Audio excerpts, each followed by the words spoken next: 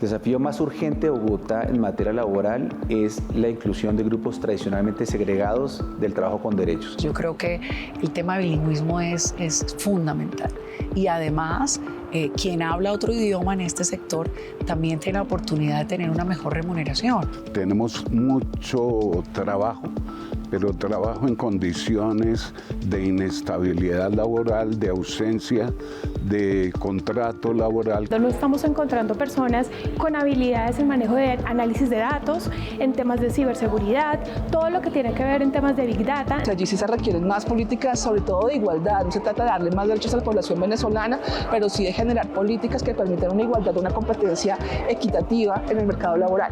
El gran problema de Bogotá en el mercado laboral es un tema de informalidad. La informalidad laboral es alta en Bogotá y está creciendo. Bogotá tiene cifras de desocupación que son con frecuencia muy parecidas a las del promedio nacional o inferiores a las del promedio nacional. A pesar de ello, la ciudad enfrenta enormes retos en materia de empleo y de informalidad. De eso hablamos hoy en Especiales Ahora. En Canal Capital, Bogotá trabaja, un panorama del empleo en la ciudad. Bienvenidos, bienvenidas.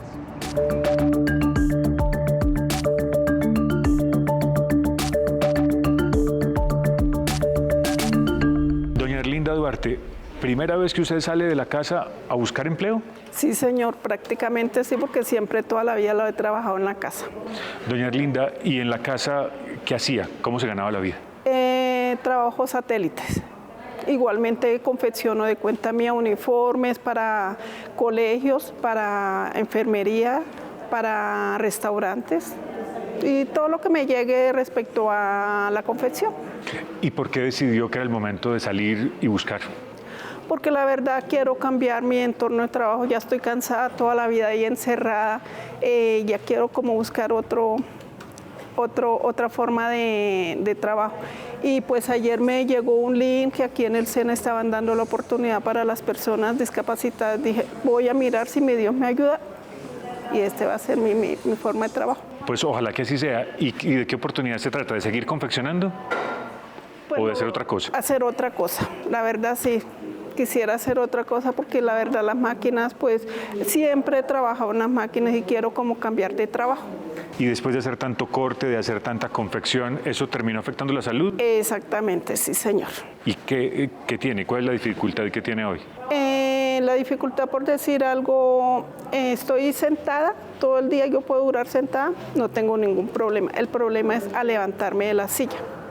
Pero eso no le va a impedir trabajar en muchas cosas. No, señor. Yo ya llevo prácticamente 7 años así en este rol, pero la verdad, mientras nos podamos levantar de la cama, podemos hacer lo que sea. O sea, lo que hay es esperanza. Exactamente, sí, señor. Doña Erlinda, muchos éxitos en la búsqueda. Amén. Muy amable. Muchas gracias.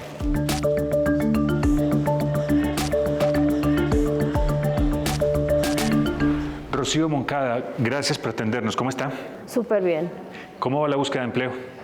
Pues el SENA es una gran oportunidad que nos dan a los que ya somos viejos, 42 años. Es difícil conseguir trabajo. ¿Usted cree que somos viejos? Yo tengo casi 46. No, pero no. A mí se me ha dificultado mucho el trabajo de buscar empleo porque yo escuché esta convocatoria, me interesó porque ahí no le rigen la edad. Cambien varias empresas, le exigen la edad, como el D1, como Falabella, todo eso. Cambio aquí el SENA los capacita, les dan unos cursos de cómo hacer la hoja de vida, cómo se debe presentar una entrevista, cómo tiene que presentarse una entrevista, cómo tiene que hablar con el entrevistador. Acá los capacita el SENA. El SENA también ayuda mucho también al centro de empleo, ayudan a las personas discapacitadas a darles empleo, que muchas empresas no hacen eso. Acá sí en el SENA de empleo dan esa oportunidad. Rocío, ¿usted qué sabe hacer? Yo soy asesor de ventas y yo trabajé en el Home Center en 2013 y desde ahí yo no conseguí trabajo. O sea, ¿todo este tiempo sin trabajo o con trabajos? Trabajé como niñera, paseando un perro y cuidando a un paciente hipertenso. Yo le jalo lo que salga mientras tanto. Pero con contrato permanente, ahí sí no ha habido. No había. Rocío, ¿cuál es ese sentimiento cuando usted vuelve a la casa y dice, hoy tampoco fue? O sea, hoy no resultó. No importa, si no sale, pues se sigue uno presentando, no importa. Mira lo que me pasó en Falabella, listo, yo dije, bueno, me dio rabia, listo, pero mira que salió otra oportunidad. Aquí el SENA nos brinda muchas oportunidades y nos apoyan todo el tiempo. Pues Rocío, muchos éxitos en esa búsqueda. Listo, muy amable. gracias.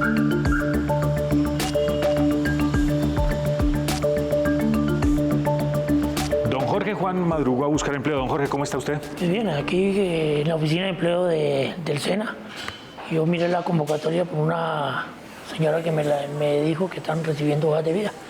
Entonces que pasara a llevar la hoja de vida, porque pues está uno sin trabajo y tocaba buscar. Quien dice, golpear no es entrar. ¿Hace cuánto está buscando? Ya llevo como 2 meses sin trabajo.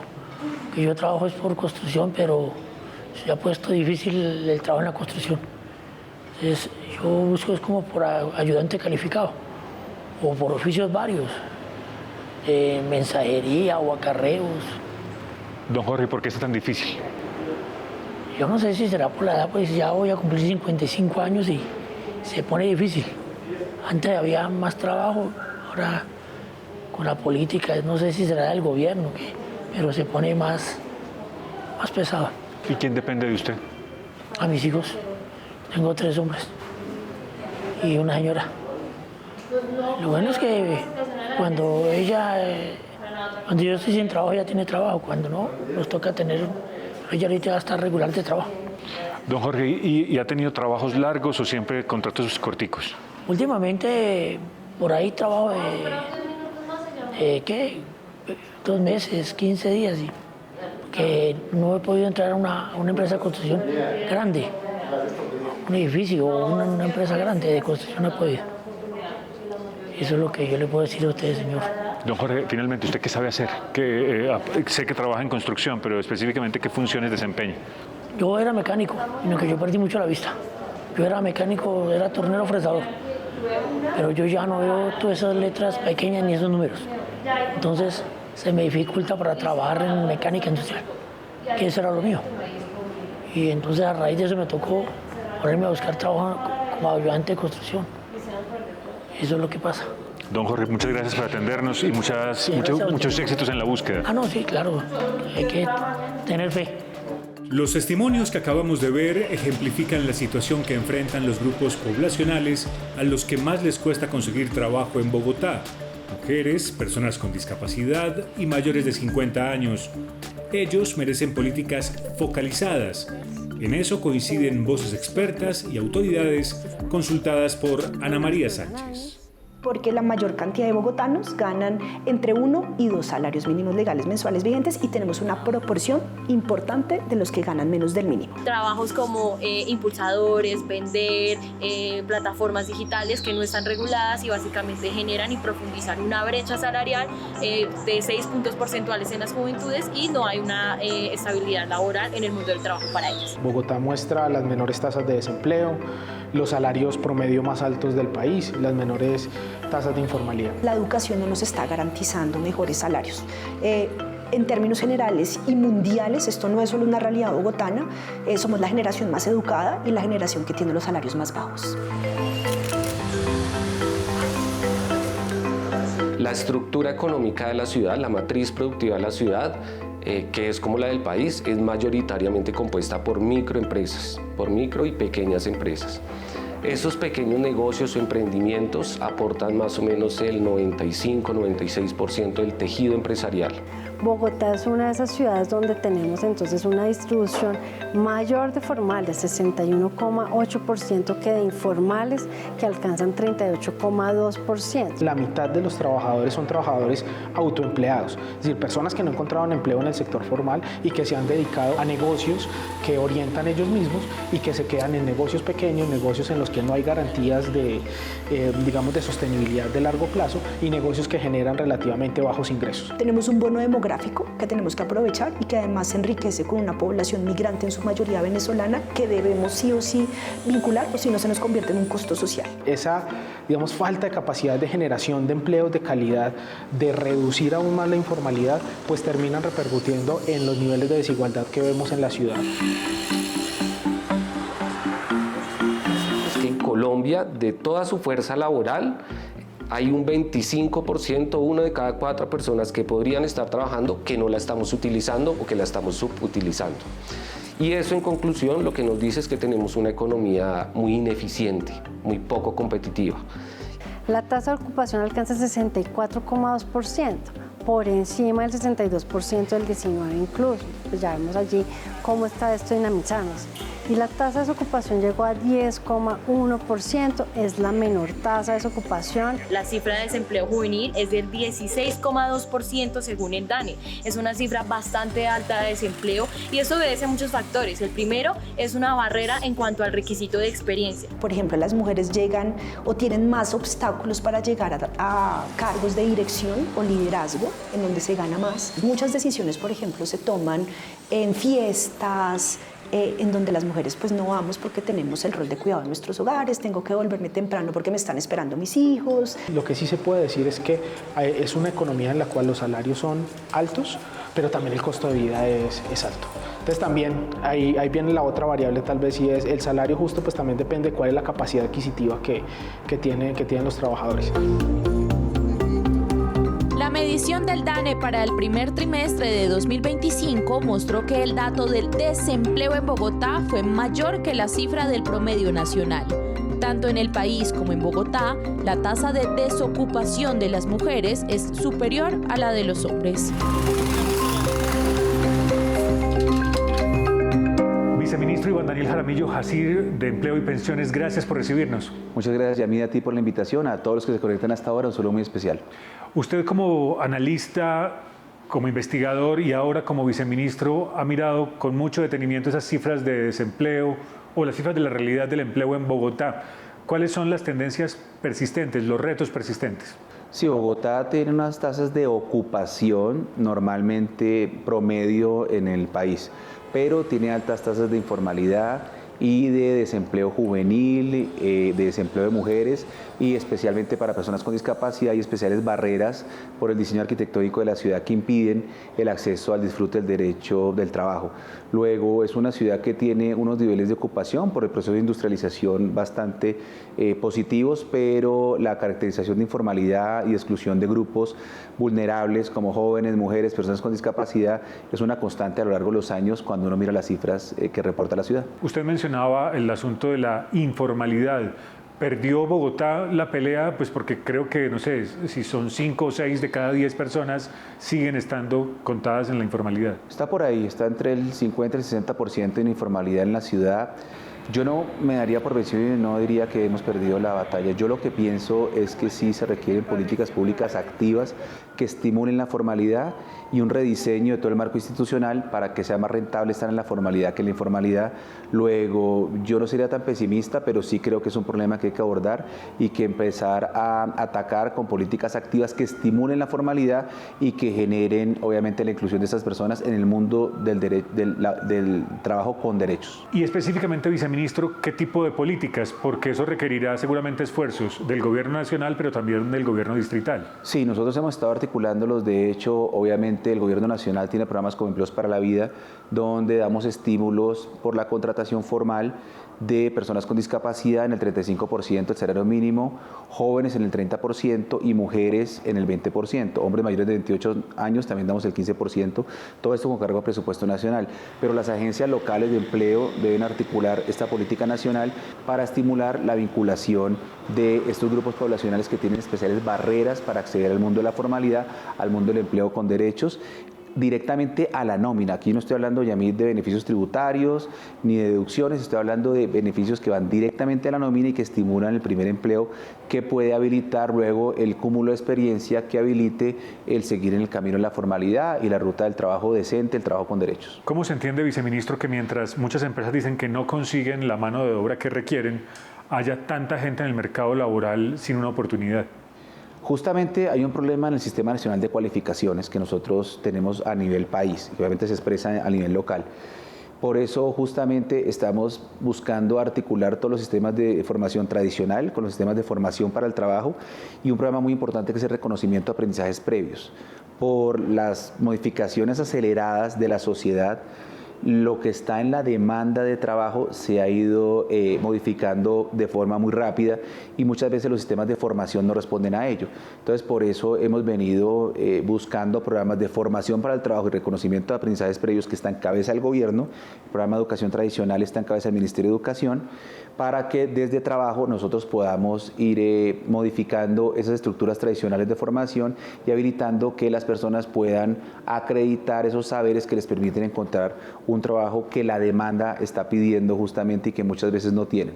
Retomo uno de los asuntos que tocamos ahorita, que es el de las personas con discapacidad. En Bogotá y en el país, ¿qué tan difícil es su situación en el mercado laboral? Muy compleja porque tenemos una tasa de ocupación muy baja. 70% de las personas con discapacidad no tienen un empleo y de las que lo tienen, el 25-30% tienen un empleo normalmente en la informalidad porque las barreras actitudinales, físicas y comunicativas impiden el acceso al disfrute de este derecho.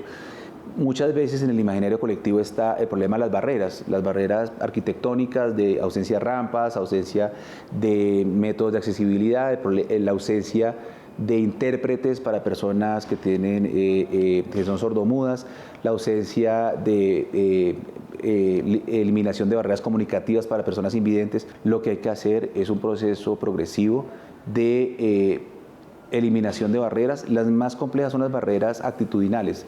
Lo que hay en el imaginario de todos que una persona con discapacidad merece es un enfoque asistencial, es un enfoque de ayuda, porque no debería estar en la sociedad sino en los hospitales recuperándose. Quiero terminar porque hemos hablado de temas muy importantes, pero ¿cuál diría usted que es el desafío más urgente de Bogotá en materia laboral? El desafío más urgente de Bogotá en materia laboral es la inclusión de grupos tradicionalmente segregados del trabajo con derechos. El desafío más importante es la inversión de las tasas de informalidad y de mantener un esquema de ocupación que siga subiendo, pero que incluya el trabajo decente, el trabajo con el reconocimiento de derechos, al que apostamos desde la Constitución a nivel nacional y local en las políticas públicas. Iván Daniel Jaramillo Jacir, viceministro de Empleo y Pensiones, gracias por habernos recibido. Muchas gracias, Yamir, por la invitación. Un saludo a todos. Casi 6 de cada 10 colombianos dicen estar ocupados. De ellos, cerca del 40% está en la informalidad y una cifra similar es el empleado u obrero. El panorama laboral lo completan personas que desempeñan labores sin salario o cumplen tareas de servicio doméstico.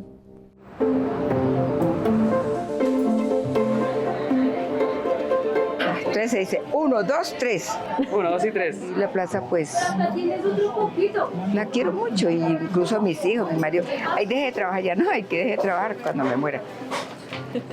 Me sacarán de aquí. He trabajado de cocinera, he trabajado de niñera, he trabajado en el hogar. Había un señor aquí que se llamaba José Carmen Huitrago, era el promotor de acá. Entonces dijo, Graciela, ayúdenme a convencer a la gente. Y compramos la plaza, porque él también está metido acá. Y un hermano incluso todavía está ahí. Dije, claro, hagámosle. Y empezamos a hablar con la gente. ¿Sí? Vemos que, porque esto era propiedad de Ferrocarriles Nacionales. Y sí, lo hicimos. La plaza valió 2.000 millones en ese entonces. Entonces tocó hacer un préstamo a Corfo y Boyacá, luego hacer teletones, abonen.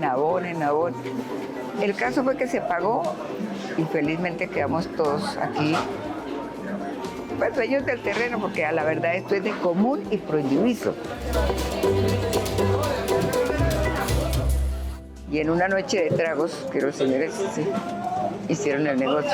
En ese tiempo esto era feo, no estaba esta estructura, todo se tapaba, era con toldas. Pero el día que vine esto estaba todo feo, todo cochino, todo parecía un moridero. Digo, ¿le gustó? Le dije, no, yo prefiero irme a lavar ropas a una casa y no venir a trabajar acá.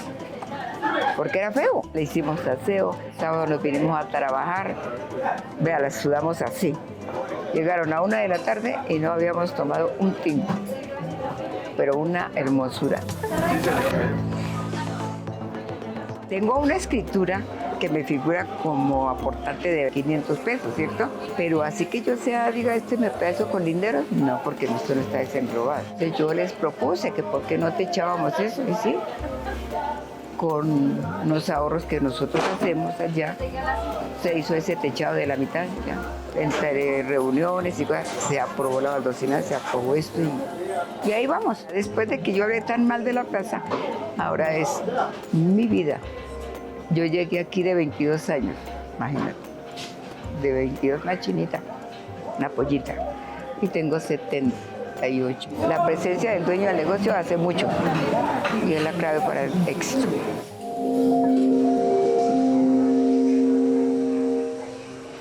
Doña Graciela fue pionera en las plazas de mercado de Bogotá.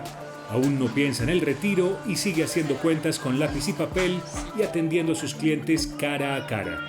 En contraste, nuevas generaciones de mujeres prestan servicios usando la tecnología y facilitando servicios a usuarios a distancia.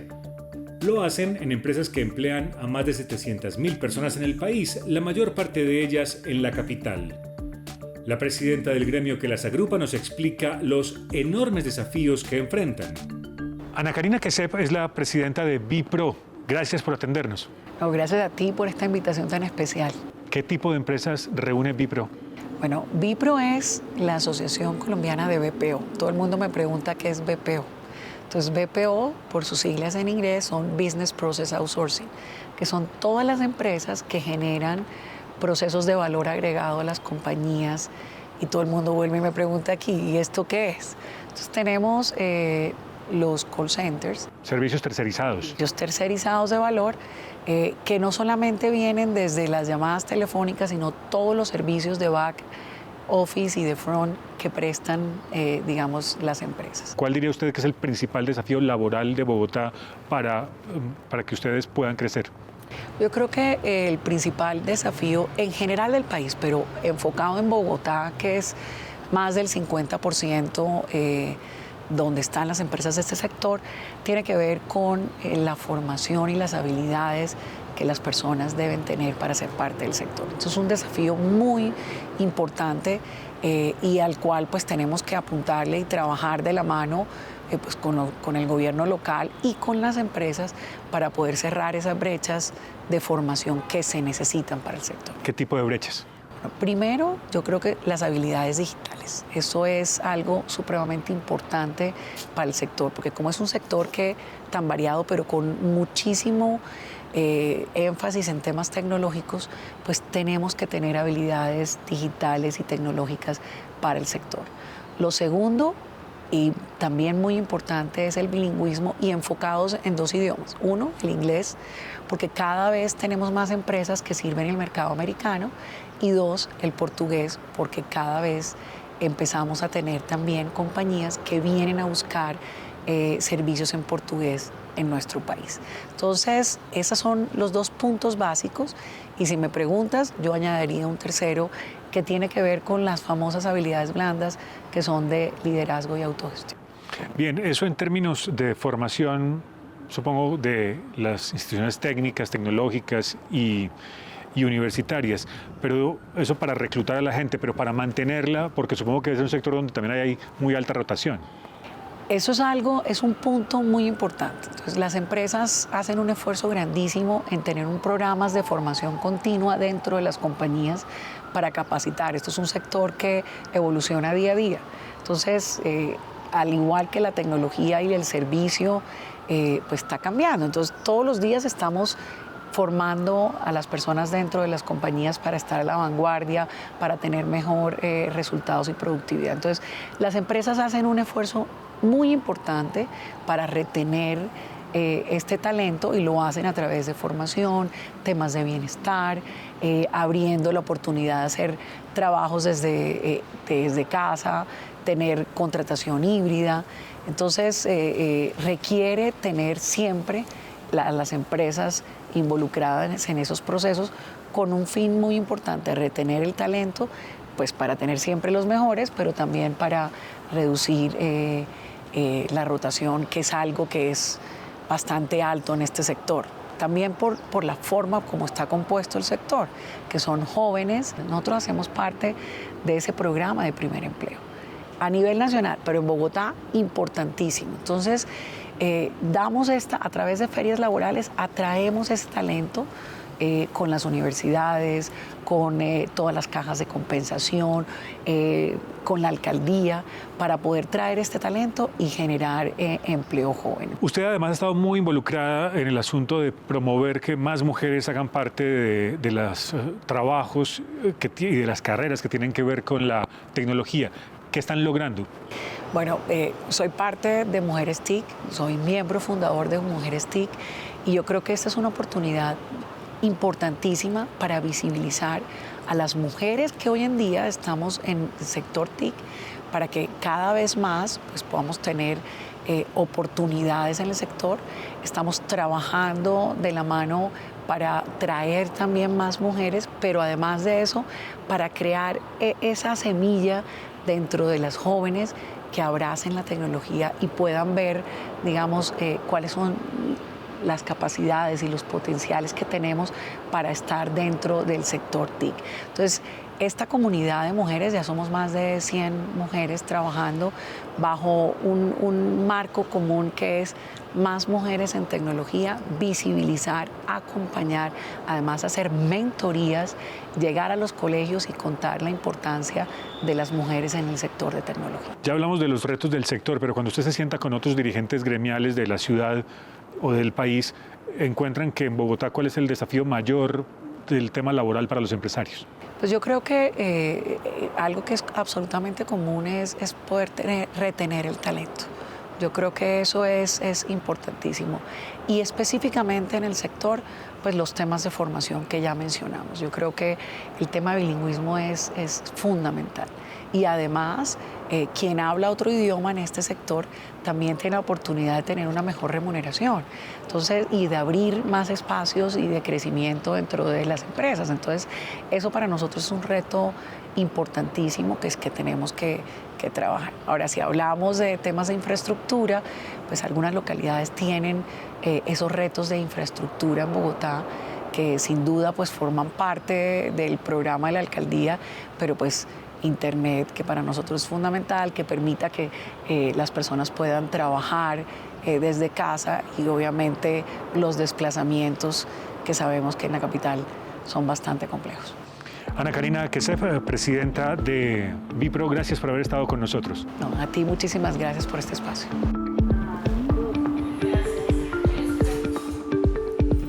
Los empleadores cada vez manifiestan en mayor grado que necesitan que los jóvenes que lleguen a estos nuevos empleos vengan con unas habilidades en temas de compromiso, de comprensión y valoración del trabajo y de la empresa. La gente de pronto prefiere, en vez de emplearse en una industria, tomar de pronto un Uber o montar un emprendimiento, y creo que eso ha jugado en contra de la industria bogotana. Hay que tener en cuenta que es diferente cuando hay un emprendimiento de origen formal que tiene un registro en Cámara de Comercio, que tiene unas condiciones de pago de sus empleados con seguridad social, con vacaciones, con cesantías, y aquellos quienes optan por mantener esos emprendimientos en la informalidad, porque esos empleos en la informalidad tienden a ser o a mantener una precarización del mercado laboral. Hay apoyos para todos los sectores, para los emprendimientos, para la informalidad, pero a las MIPYMES que ya estamos constituidas no hay un apoyo específico. 10 empleados hace 3 años o 2 años y ahorita vamos en 5 empleados porque no hay un mercado específico en el país y no hay unas garantías por parte del Estado precisamente para que la industria pueda seguir generando. Muchas de las empresas que hacen parte de los sectores que más jalan empleo no están encontrando en los empleados las habilidades necesarias para cubrir esos empleos. Hay unas actividades u ocupaciones que denominan programables que van a desaparecer de aquí al 2030. Eso está relacionado más con temas como ventas, administrativos, contables, taquilleros, cajeros. Acá hay algo importante y es que la fuerza laboral del país está yendo. Quieren irse a experimentar en otros países, no importando las circunstancias o la calidad de trabajo que puedan tener en otros países. ¿Cómo ayudamos a las personas que quieren conseguir empleo a que efectivamente lo hagan? Y esto se hace particularmente a través de la Agencia de Empleo, que de manera recurrente está haciendo ferias laborales, que tiene rutas específicas de consecución de empleo para los jóvenes, rutas de consecución de empleo para los migrantes. Entonces yo creo que potenciar ese mecanismo de intermediación es muy importante. Gremios y organizaciones privadas proponen soluciones para cualificar el trabajo en Bogotá y mejorar la formación del talento humano. Eso también interesa a los sindicatos, aunque una de las principales centrales obreras insiste en denunciar la precariedad del empleo y la falta de garantías y derechos. En el tradicional barrio Teusaquillo conversamos con el presidente de la CGT. Percio Yola preside la Central General del Trabajo. Gracias por atendernos. Bueno, aquí con mucho gusto y gracias por invitarme. ¿Cuál es el principal desafío de los trabajadores sindicalizados en Bogotá? Bueno, el principal desafío es conseguir estabilidad laboral. Bogotá ha perdido mucho de lo que conocimos como la zona industrial, se han trasladado a algunos pueblos de la sabana de Bogotá y eso ha impactado indiscutiblemente el tema laboral. Bogotá, uno ve, es el sitio en el que se manifiestan los trabajadores colombianos, pero me pregunto qué tan sindicalizados están, qué tanto participan en los sindicatos. Bueno, la tasa de sindicalización en general en Colombia y por supuesto en la capital es baja, en consideración a la que tienen países como Argentina, Uruguay o Brasil, que están por encima del 18, 17%, 30 y pico. Acá tenemos una más o menos entre máximo del 4%, ¿no? Junto con otros países de América Latina, por supuesto. O sea, 4 de cada 100 trabajadores están sindicalizados. ¿Eso también impone un desafío para los sindicatos y para las centrales obreras? Por supuesto que sí, pero tiene que ver también con factores como eliminar el tema de una cultura antisindical que ha estado presente en este proceso. Bien, ustedes hablan con mucha frecuencia cuando hacen marchas, cuando hacen reivindicaciones de la precarización laboral. ¿A qué se refiere? Se refiere fundamentalmente a lo que dije al principio, el tema de la estabilidad laboral.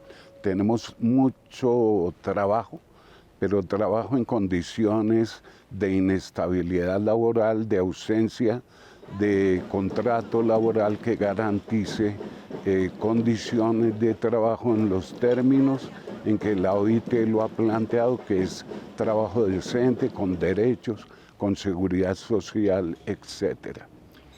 Hay un mandato muy claro, lo dice usted, de la OIT, convenios a los que Colombia se ha unido, pero eso lo debe hacer cumplir el Ministerio de Trabajo. ¿Qué tanto hay de inspección, de vigilancia en los sitios para que se cumplan las normas?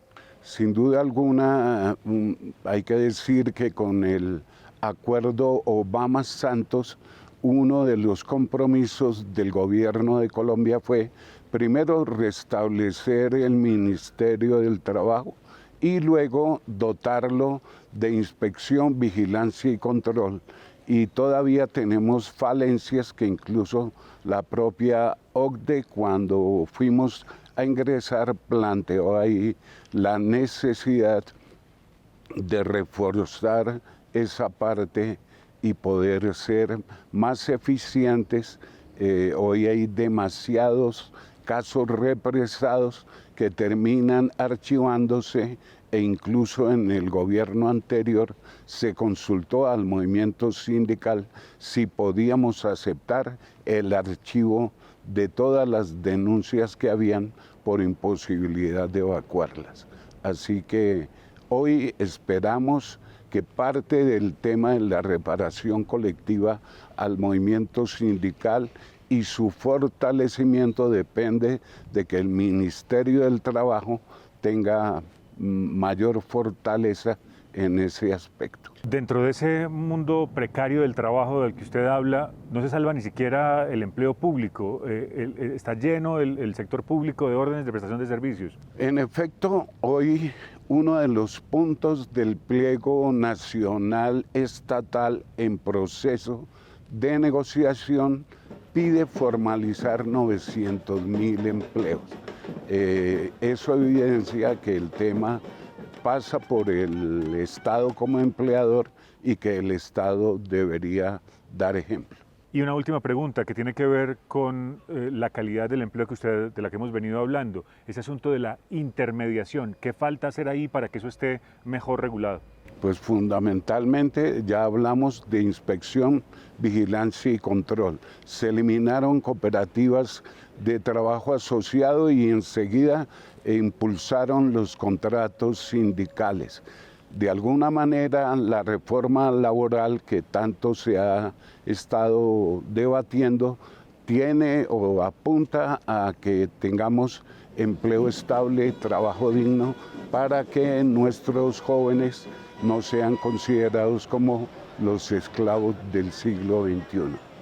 Percio Yola, presidente de la CGT, gracias por haber estado con nosotros. Gracias, Yamil, por la invitación, muy amable. Quienes habitan Bogotá están satisfechos con sus trabajos, están contentos con su remuneración. ¿Qué tanto tiene que ver su trabajo con su proyecto de vida? Aquí están algunas de sus respuestas. La verdad, muy complicado para conseguir trabajo cuando yo tenía mis 2 hijos pequeños. O sea, era muy difícil porque estaba trabajando en alguna empresa y siempre se presentaba algún inconveniente. Entonces un día decidí, dije, no, está como muy complicado, voy a ponerme a trabajar independiente, o sea, informal. No tenía calidad de tiempo, que es un factor muy importante cuando ya uno pasa a ser padre. Entonces es como que había que dividir, los gastos no paran, pero los hijos lo necesitan. Entonces, pues decidí empezar a emprender. Trabajé muy pequeño en la empresa de mi papá, por ahí desde los 15, 14, en las vacaciones, y ahorita tengo 25 y trabajo en una agencia de publicidad. Busqué trabajo, pero no, digamos que nunca me salía porque era muy chiquita, entonces digamos que la familia de mi esposo era como que tenían sus emprendimientos y ellos eran los que me daban trabajo. Pues yo estoy trabajando desde los 9 años. Salía muy temprana de la casa, trabajé en el comercio en la calle, digamos vendiendo limpiones, después estoy vendiendo memorias y después con el tiempo acá me metí a los carros, aprendí. Y ya pues hace unos años acá para acá tengo mi negocio. Logré comprar mi celular que tanto quería, ayudar a mi mamá. El trabajo me permite obviamente el sustento, claramente, y eso me permite ahorrar. O sea, no lo veo como un trabajo para siempre, pero como un medio para poder lograr, digamos, los objetivos que tengo a futuro. ¿Qué me hace que me levante todos los días? Primero dándole gracias a Dios y que tengo un trabajo que no tengo que ir a buscar empleo, que ya lo tengo. Amo la madera porque esto ha sostenido pues nuestra familia. Valoro mis clientes, el poder hacer empresa. No es fácil, pero estamos haciendo. Y pues ojalá esto se componga para bien de todos, ¿no? Lo que más me gusta es que coger platica. Coger platica. Acá me va bien, me va bien. Nos gusta también, que eso es lo importante, que también nos guste. Porque pues venir a trabajar por trabajar, pues obvio no. Pero no, gracias a Dios. Y pues también como uno se motiva por lo que uno, digamos, no somos empleadas, sino somos como una sociedad. No hay clientela. Todo lo que uno trajera se vendía de Ecuador, de Venezuela. Pero ya esto solo de papelero ya no se recogen 2.000 pesos, entonces quedé anclado con lo que ve. Ahorita mismo sí veo complicada la situación y cuando yo vivo muy contento, digo, pues no puede ganar así mucha plata, pero anteriormente era, económicamente era mejor. Eso se llama Sanagua, agua que sana, cura más de 200 enfermedades, entre ellas el cáncer. Yo sé para qué sirve cada semilla, cada raíz, cada planta. Lo que me gusta es eso, salvar vidas y ayudar a la humanidad. A mí lo que menos me interesa es la plata. El entorno laboral no solo tiene empleadores y empleados. Ahora hay firmas especializadas en reclutar y contratar talentos que otras empresas necesitan para todo tipo de funciones. Al servir de puente entre empresarios y trabajadores, conocen muy bien las tendencias del sector. Las analizamos con Lina Correa, una de sus directivas. Lina Correa trabaja en una de las multinacionales de talento humano más reconocidas, Manpower. Lina, gracias por recibirnos. Hola, Yamil, gracias a ustedes por invitarnos. Lina, hablemos de los desafíos más importantes que tienen ustedes para conectar a esas empresas que necesitan mano de obra, talento humano, con las personas que están buscando trabajo. ¿Cuál es el desafío mayor? Claro que sí, Yamil. En este momento las compañías están teniendo una dificultad en temas de skill técnicos y power skills o habilidades blandas, que son lo que conocemos normalmente, esas habilidades que vienen con el ser. ¿Qué es lo que está sucediendo actualmente? El 59% de las compañías hoy en Colombia están teniendo dificultad para poder atraer este tipo de talentos.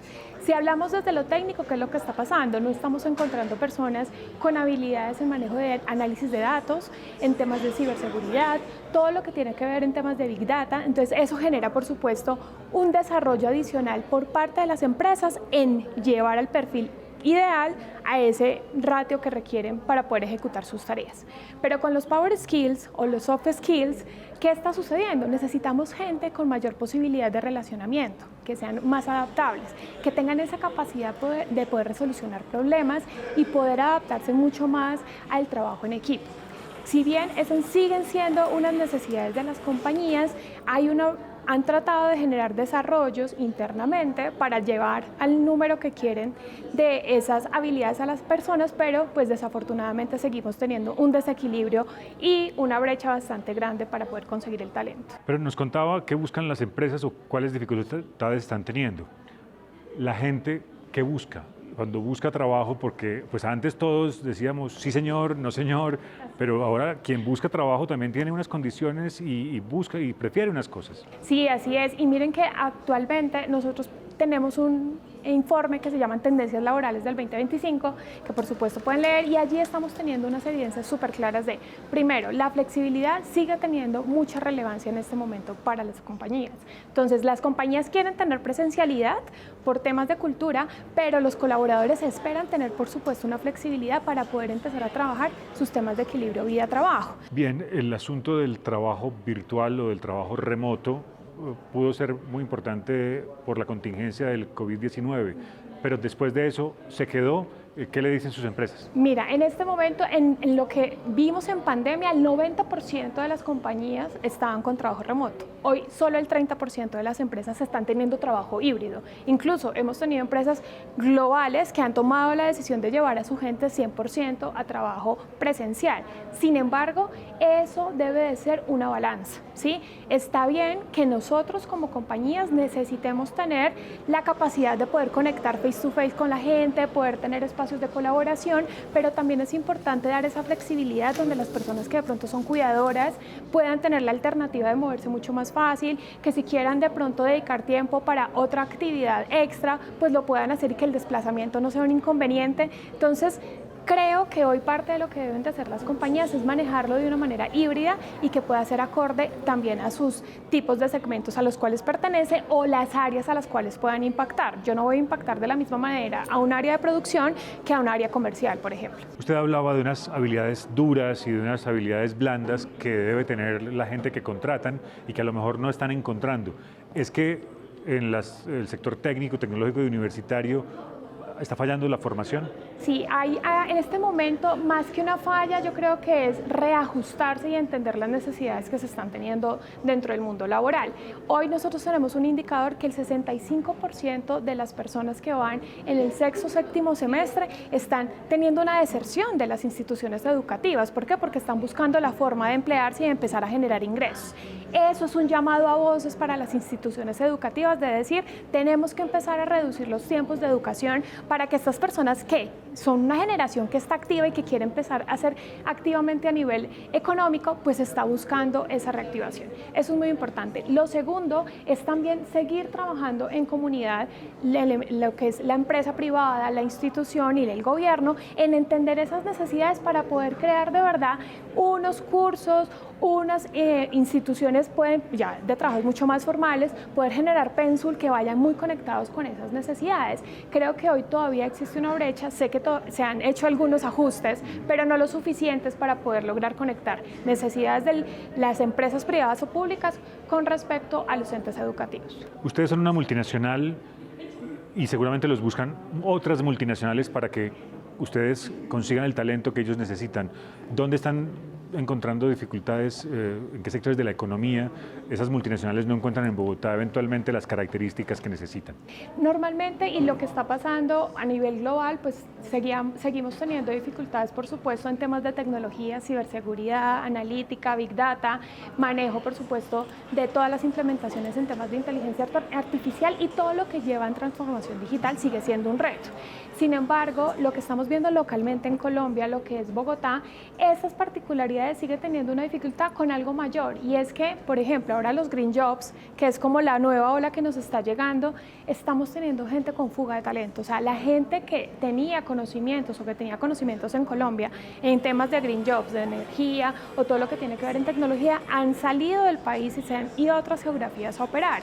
Entonces, eso es una problemática que se ve muy centrada en Bogotá y que debemos de empezar a buscar cómo hago la atracción de ese talento para que quiera reincorporarse a nuestro país y volver a ser parte del mundo corporativo local. Eso es un gran reto. Lina Correa, gracias por atendernos aquí en Manpower. No, Yamida, a ti muchas gracias. Gracias al Canal Capital por esta invitación.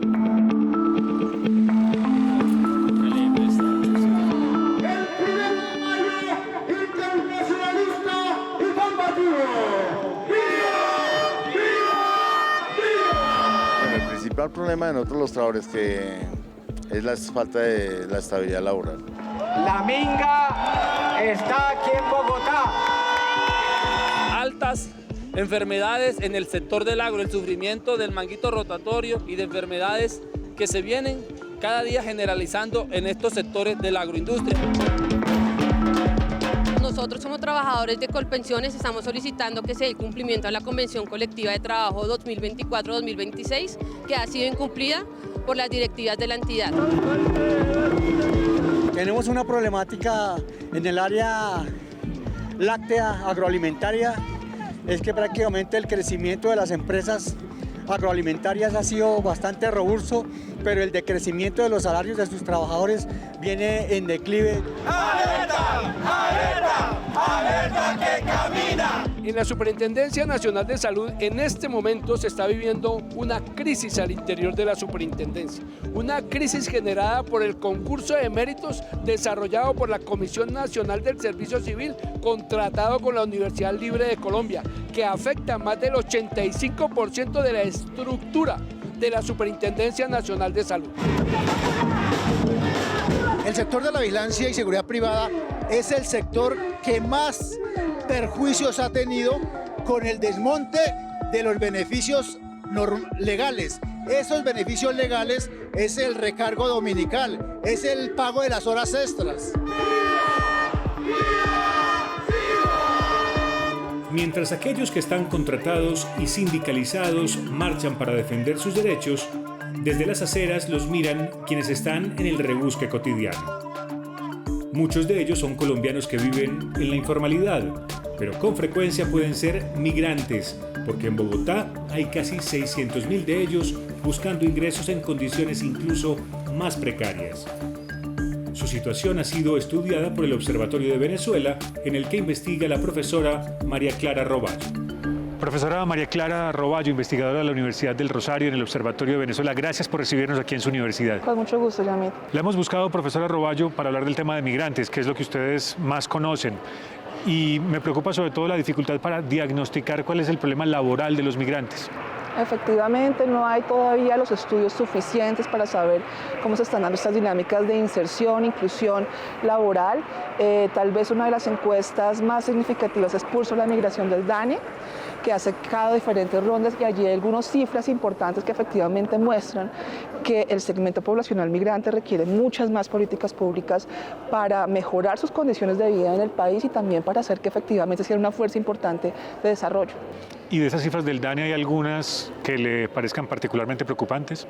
Por supuesto, entender que cuando hablamos de migrantes hablamos de familias migrantes. Hablamos de familias migrantes que viven en niveles importantes de pobreza, con un 80% de presencia de niños en esas familias migrantes, incluso con unas tasas de esos niños superiores a la desescolaridad que los niños colombianos, niñas colombianas. Igualmente hay un tema que es muy particular, es que cerca del 80% de esas, según esa encuesta, que son personas que tienen trabajos formales pero con contratos verbales, que quiere decir que la inseguridad laboral es enorme, también grandes brechas para acceder a servicios financieros con bancos. Entonces creo que son muchos los elementos que van alrededor del tema laboral y que tenemos que pensarnos justamente a futuro.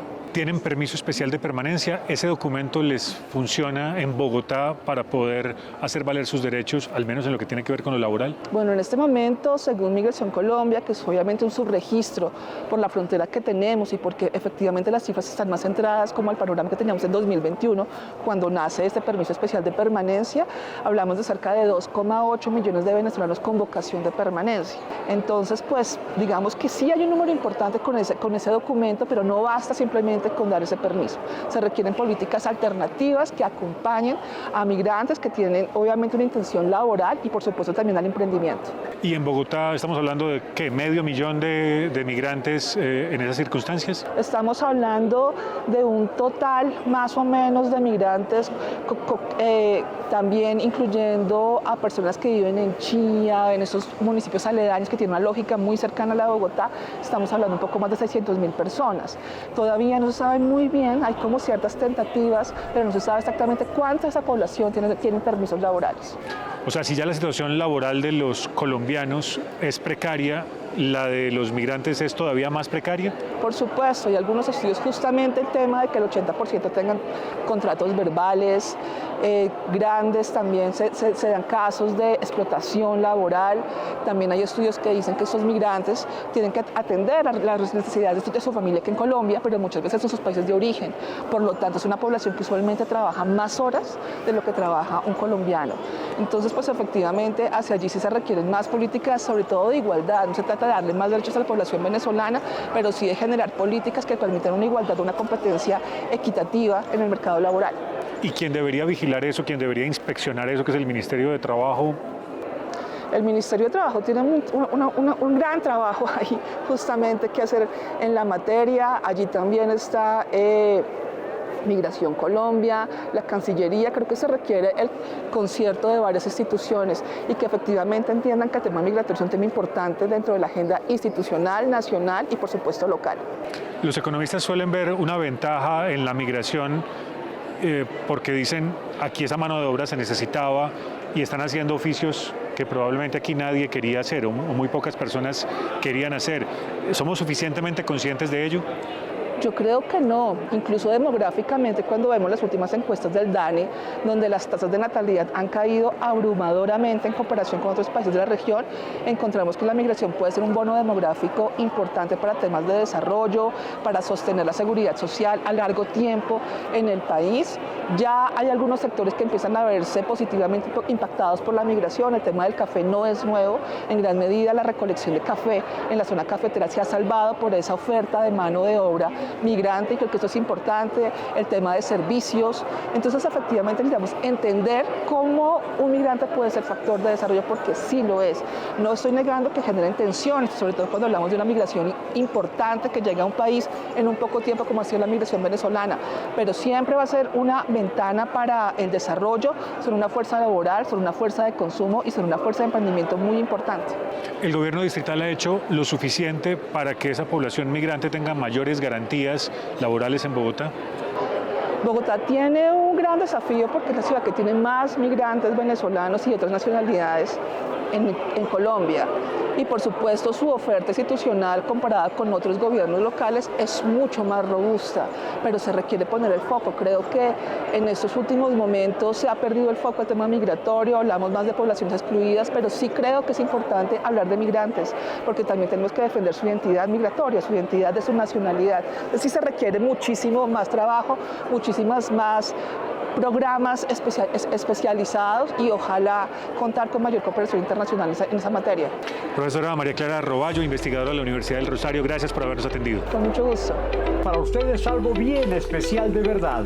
Hoy estamos, escuchen, peluqueando bobos. El perifoneo era en vivo y en directo, ¿verdad? Todo el día grité como una loca. Fui el primer locutor que grabó para Perifoneo en Colombia. Venga, más, acérquense, asómense a la ventana, salgan. Mi papá el Correcamino fue la primera empresa que apareció con Perifoneo grabado. El Perifoneo para mí fue algo normal, sí. Desde que nací, siempre estuve entre micrófonos. Es el medio de comunicación más efectivo del mundo entero. No necesita usted ninguna acción, ni interrumpe la acción que esté desarrollando, ¿cierto? El mensaje le llega porque le llega. Yo tengo una gran fortuna, soy súper rico. Yo tengo de 5 hijos, tengo 3 mujeres y 2 hombres. Pues fui bendecido con esa familia y me cuidan, están pendientes. ¿Y le gusta, don Miguel? Me encanta, me fascina. Sí, comunicar es bonito. Acérquense, traigan sus bovitos. Traemos totumas de todas las tallas. Y eso es rapidito, como peluqueando bobos. 4 de cada 10 jóvenes en el país dicen estar ocupados. El desempleo juvenil es uno de los retos de la economía, pues afecta al 17% de ese grupo poblacional. La cifra de Bogotá es menor a la del promedio nacional.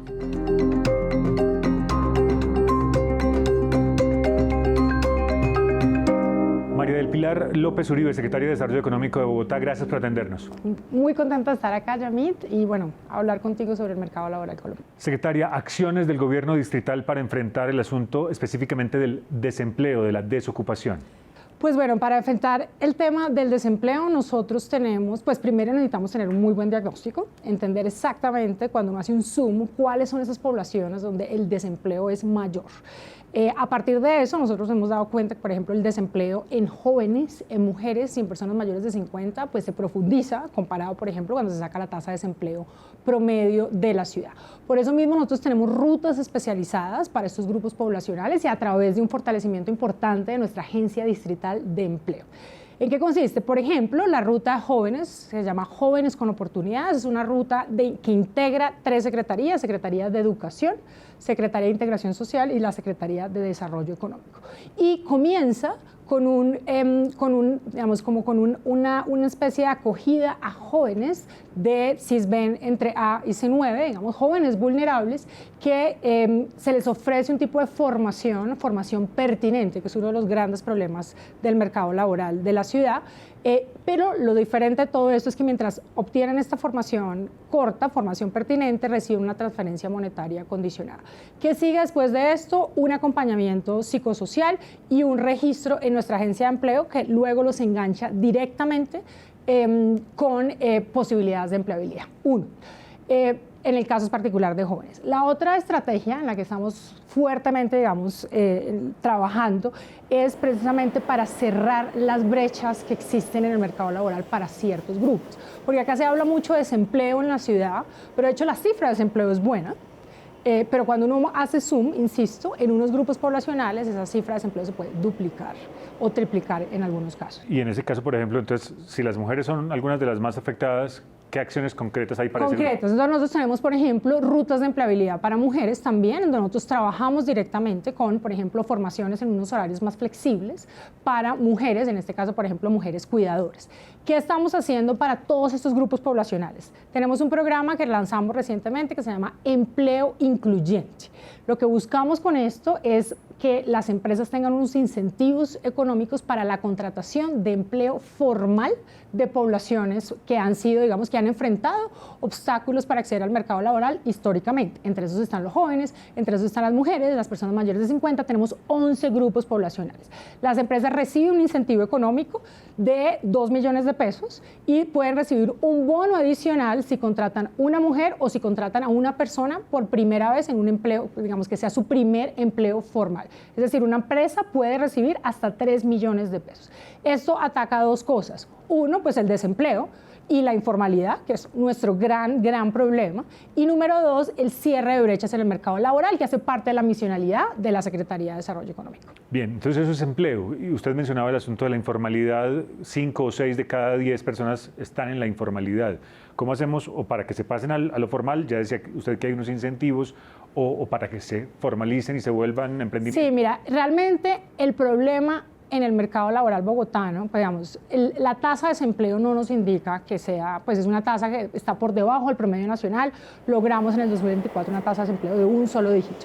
El gran problema de Bogotá en el mercado laboral es un tema de informalidad.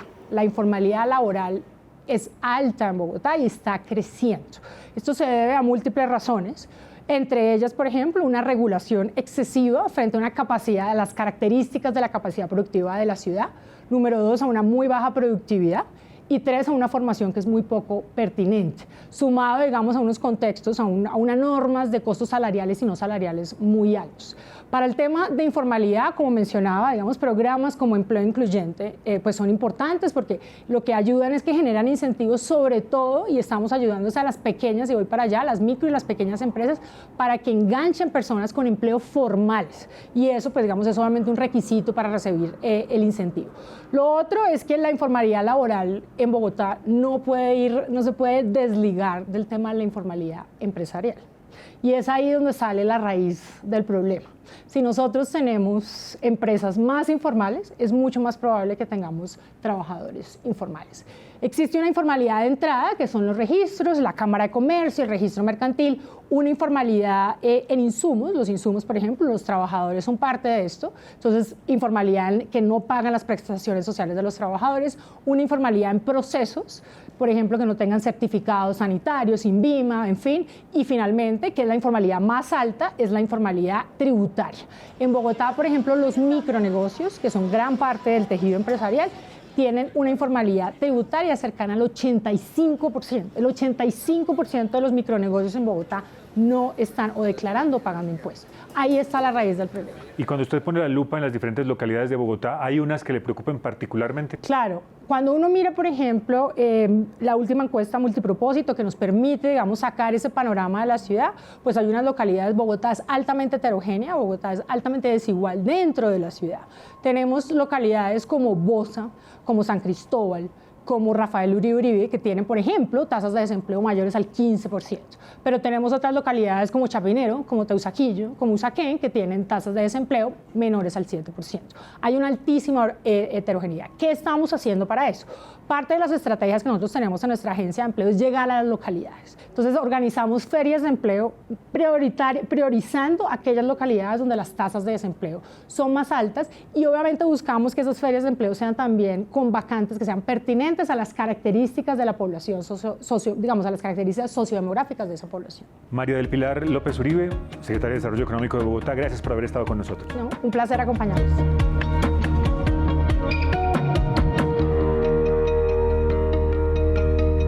Lograr que Bogotá tenga más y mejores empleos impactará no solo en la economía, también en la equidad social, el bienestar humano y, cómo no, en la seguridad.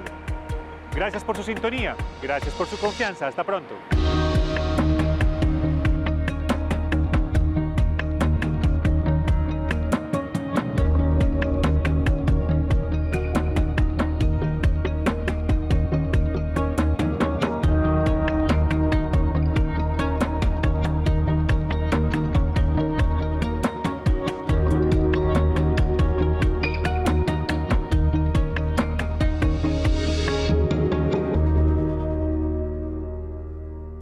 Este contenido es financiado con recursos del Fondo Único de TIC.